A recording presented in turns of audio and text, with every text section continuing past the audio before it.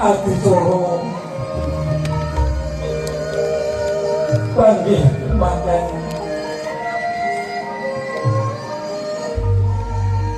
ing pulo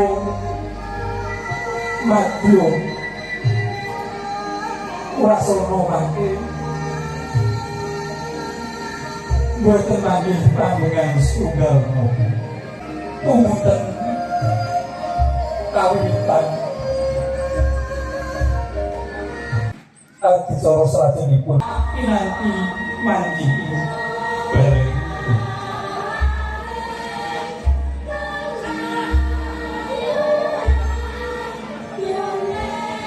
mugia bisa mensa pengantin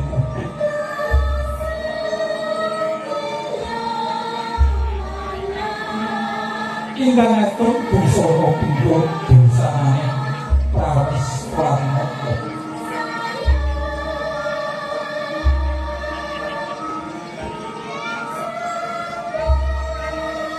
ambil mobil pati ya pati kota ya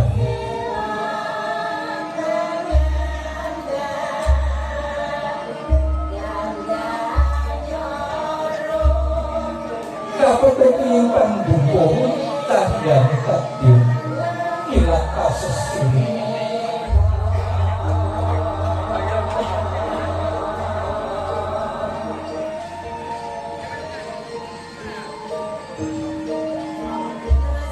muncang kami nyuruh lampah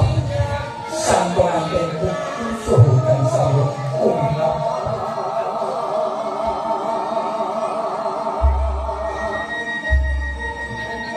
mulai nyewang dono bila tak diok pensono binabra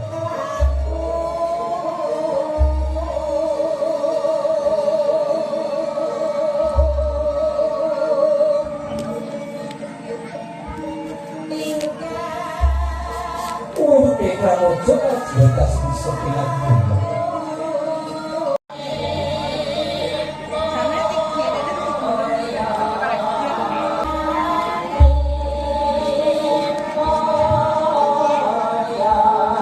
Ica tempo botek tompating biar pating tolong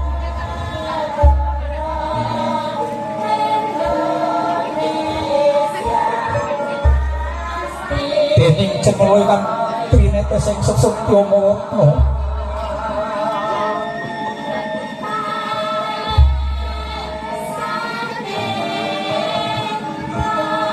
dina kene Wardaya Candrané kadula ombo lumampah uang sigen prate mungkin kabeh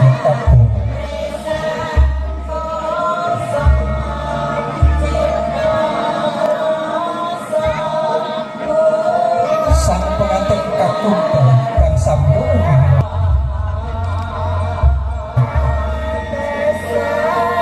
tindak ke sang pengantin putri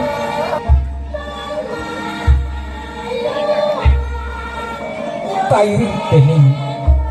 juru manten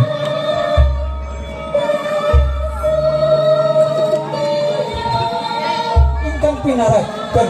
dening panjenenganipun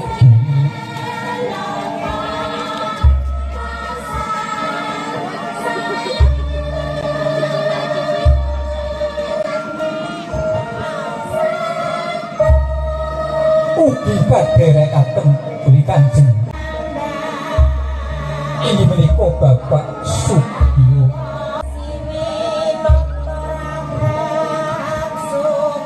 kaping munggah kadhit kagoro sang cipta inggih Gusti kaning pamiwakan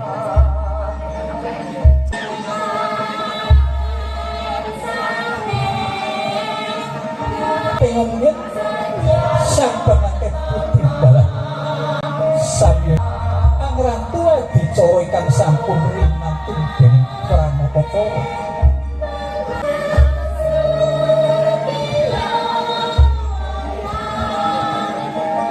kene adicara ingkang salajengipun menika kirap sang pengantin kapuk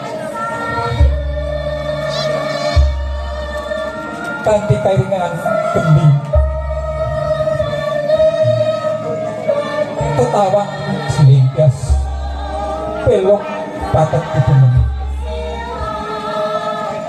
terus rajinipun irap sang pengantin kakung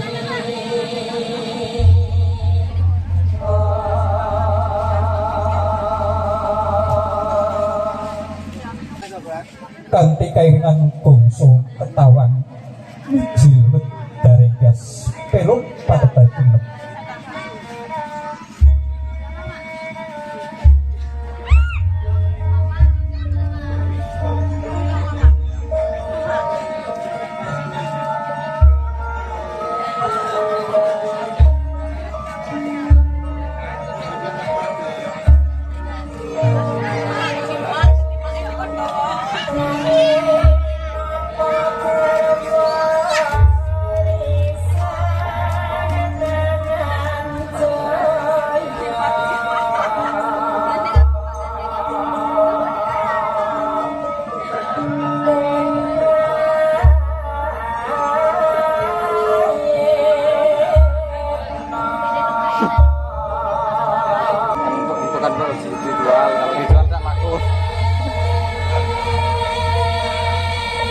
menyar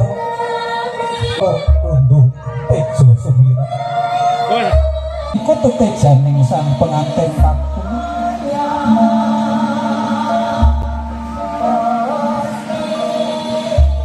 ingkang biasaki bali palerman yo nanti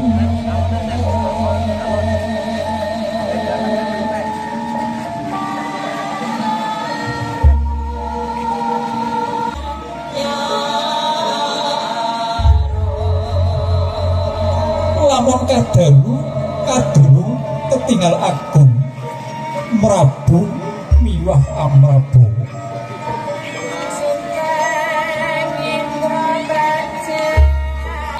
Prabowo silung wibawa edi endah milang dabyak tindake sang pengantin kakung suhun kang samya umi lampah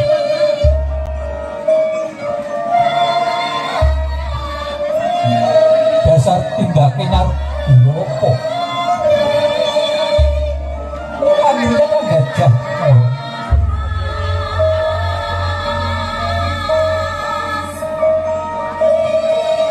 pengantin kakung dasar satriwa Prabowo satriya jayeng parugon satriya tatak tanggung jawab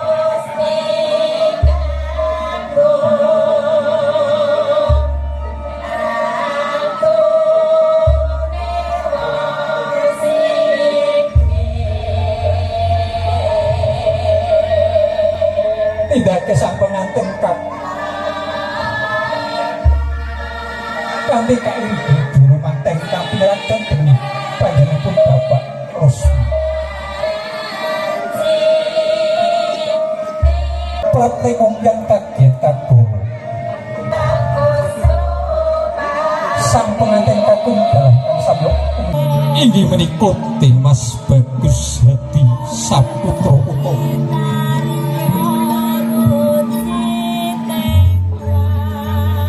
bin Bapak Abu Sair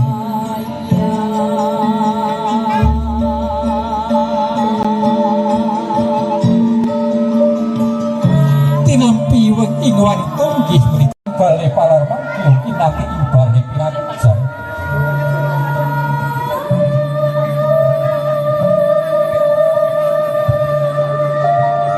pratengong yang sang pengantin sarimbit samyo patut tinggal umlawe astane sang pengantin putri ambalang gantal ingkang pengantin kakung ingkang winastan gondang tutu pengantin kakung ambalang gantal bring pengantin putri ingkang winastan gondang kasih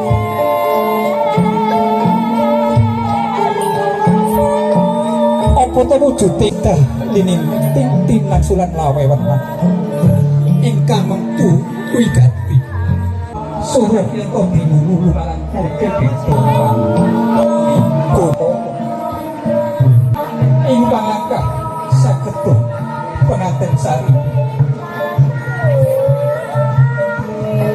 sapunipun daup silakan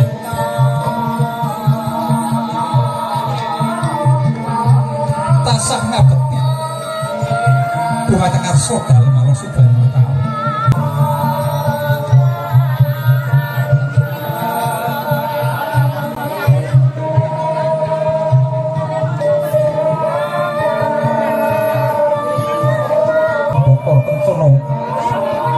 Ingkang isi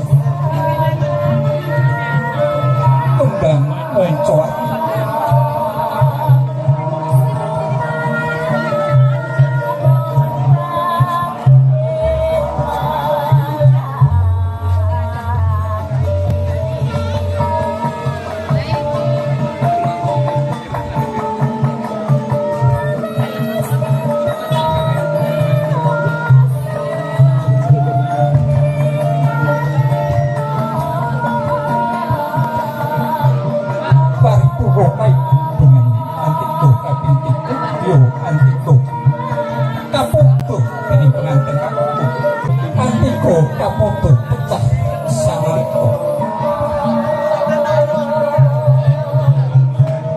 yo kita sang pengantin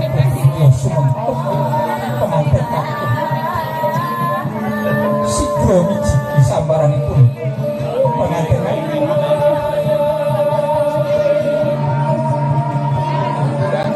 ing pangangkah pakai sak sampun sambut silangan pengantin saring bintang sah melampah wonten sak lebetipun tubuh.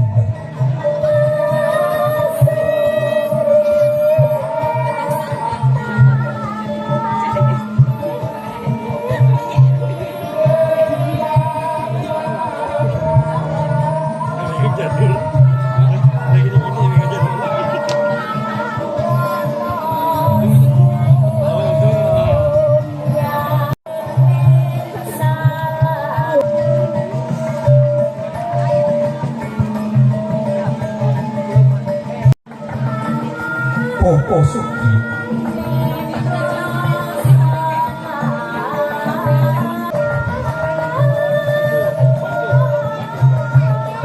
eling-eling pangan ikan Ki Hajar Dewantono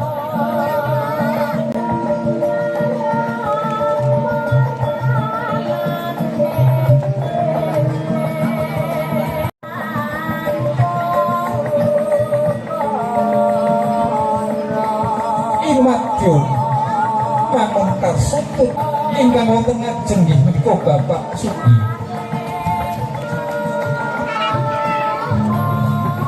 ingkang kedah saged dados kepuh tuladhane anak mantu dalah putri sing ibu Isyati kedah Pangastawi mengumpulkan dados kekajenganipun ingkang bapa dalah ingkang putra dalah ingkang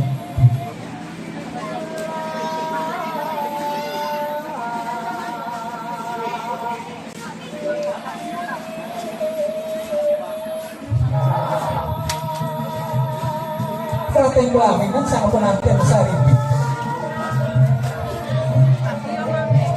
kapangku dening Kanjeng Rama minangka adicara pangton undang mengkuwedi Kanjeng Rama kepengin mangertos sejatosipun awak pundi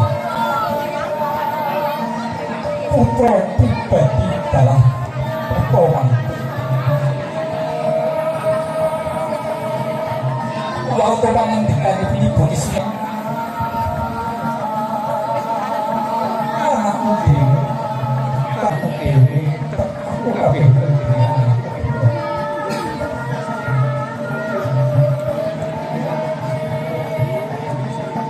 paripurna dicara pantun tiba yo ati coro ini berarti kali udah ketemu Pravina mau pangandikan itu Bapak Sugio datang kampung Prodaya ingkang angkah ini adicara panggih penganten ibu Prabu Madya Wasana datang ana alangan Sawijaya.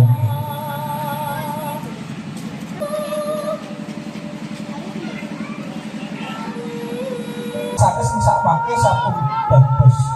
keluarganipun Bapak Sugeng. Iki nambah buku nomor kucar-kucar anu keluarga sesane.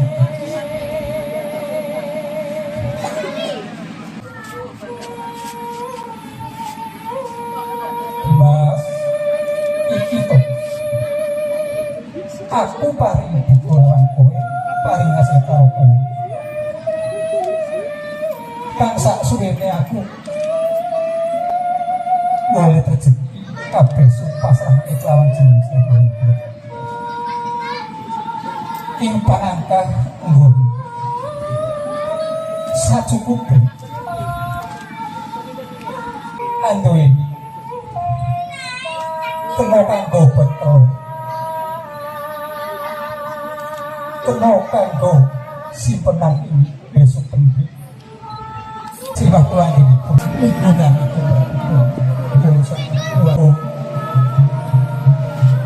kena kanggo kedalam kena kanggo pawitan besok ini kuis duit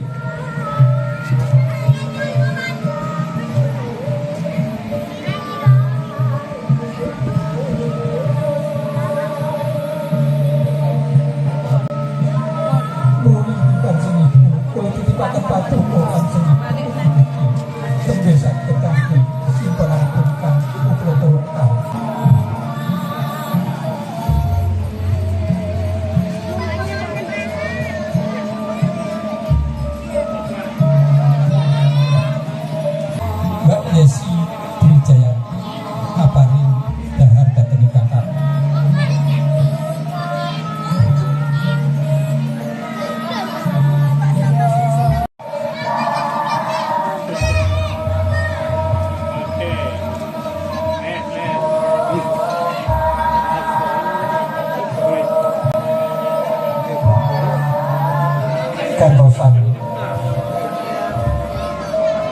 Mas Yogi Saputra parindah datang gambar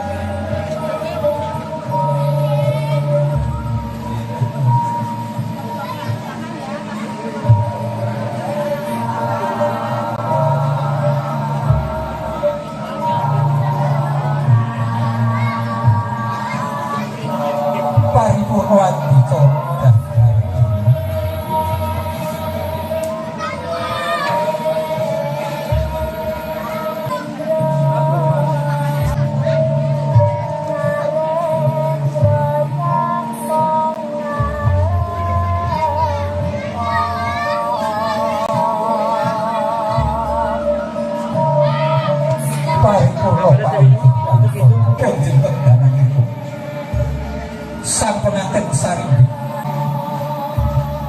auto ibalik pangandiko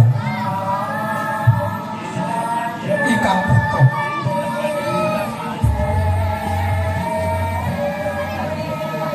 aduh kanjeng kanjeng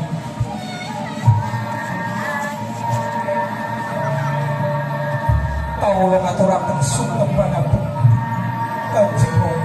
kanjeng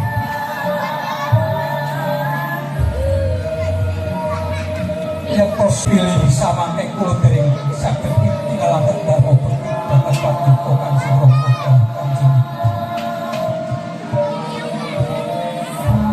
nanging samangke kula nyuwun dipangesti badhe mangkon bebayan kanjeng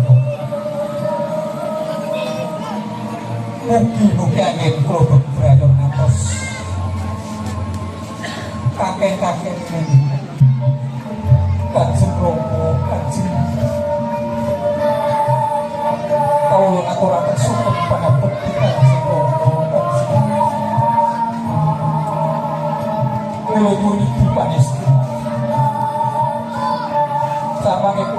abang balas mugi-mugi kang putra arsa putra ambang rumah tangga kang sakinah mawaddah warahmah kanjeng Rama kanjeng Ibu.